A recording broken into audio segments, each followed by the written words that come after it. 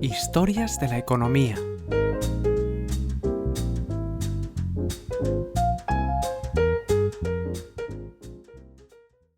Episodio 16, en el que el bisabuelo de Yoko Ono creó un imperio financiero.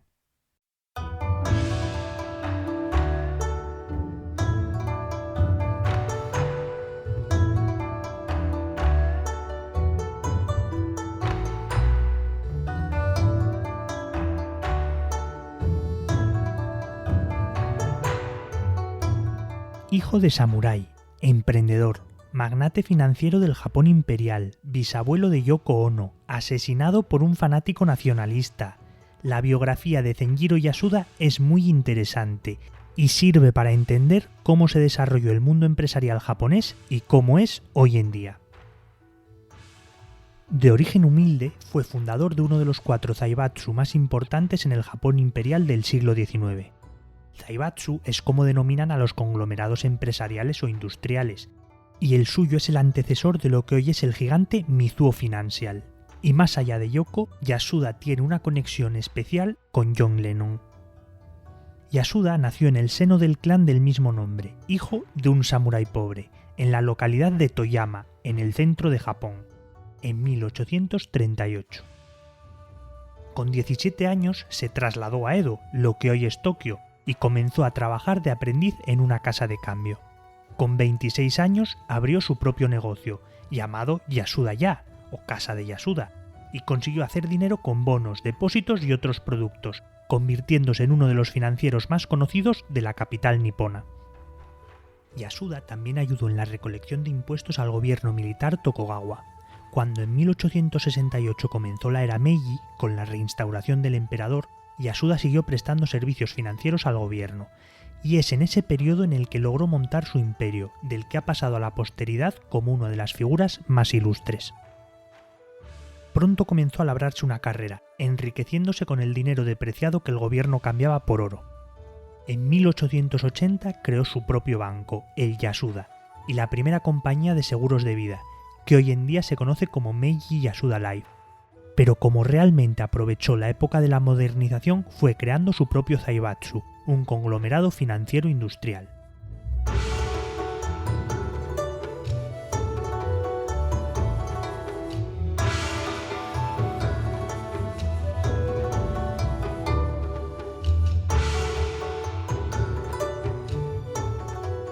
Los zaibatsu son clave para entender la economía de Japón a finales del siglo XIX.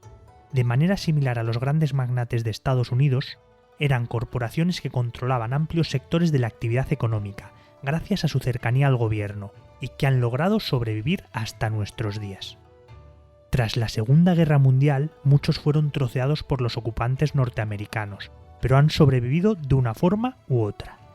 De hecho, los 4 grandes de la época han dado lugar a los 3 grandes megabancos japoneses, Sumitomo Mitsui, Mitsubishi y el propio Mizuho. Pero no solo han quedado los bancos. Las empresas que forman parte de los grandes grupos herederos de los zaibatsu copan la bolsa japonesa.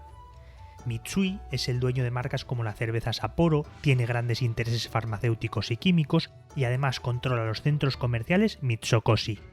Mitsubishi, además de coches, controla las cervezas Kirin y Asahi, las cámaras Nikon y tiene intereses en el sector naval, la minería o el papel. Mientras que Sumitomo es dueño de Mazda, NEC y empresas de acero, madera, química y otras industrias.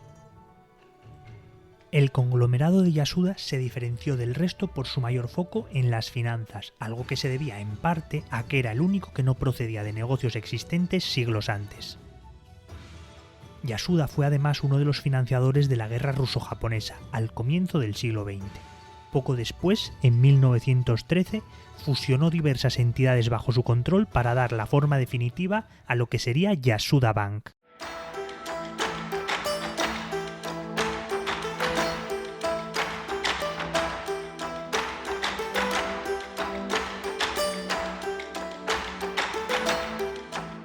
Pero la suerte de Yasuda se acabó tras la Primera Guerra Mundial, que provocó graves problemas económicos en Japón, sobre todo por la burbuja creada por la guerra.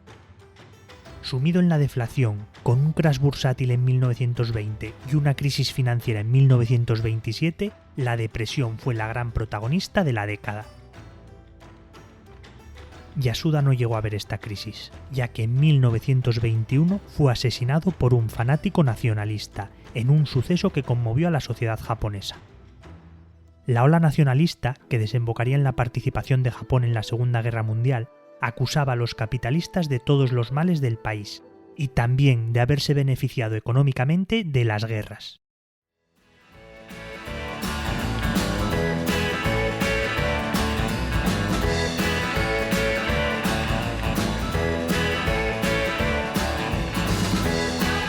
Para la anécdota queda que su bisnieta sea Yoko Ono, mujer de John Lennon, aunque la conexión parece más que una mera casualidad.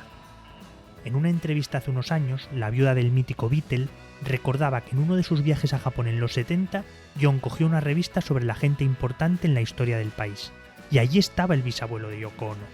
Ella le contó la historia de su ancestro y cómo había rechazado ser noble. Algo parecido a lo que había hecho el propio Lennon unos años atrás, cuando había renunciado a ser Sir por el rol de Reino Unido en Biafra y por su apoyo a Estados Unidos en Vietnam. De repente el cantante dijo: «Ese hombre soy yo en una vida pasada». Se lo sacó de la manga, recordaba Yoko. Yo le contesté: «No digas eso porque fue asesinado».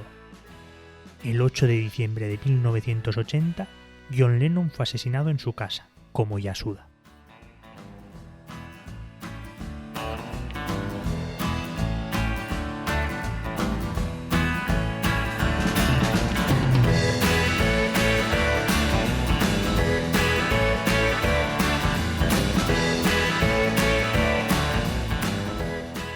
Este capítulo ha sido posible gracias a la idea original de Ricardo Larrechea. El texto ha sido adaptado por mí. La postproducción de sonido es cosa de Remo Vicario. La voz también es la mía, y me llamo Javier Calvo.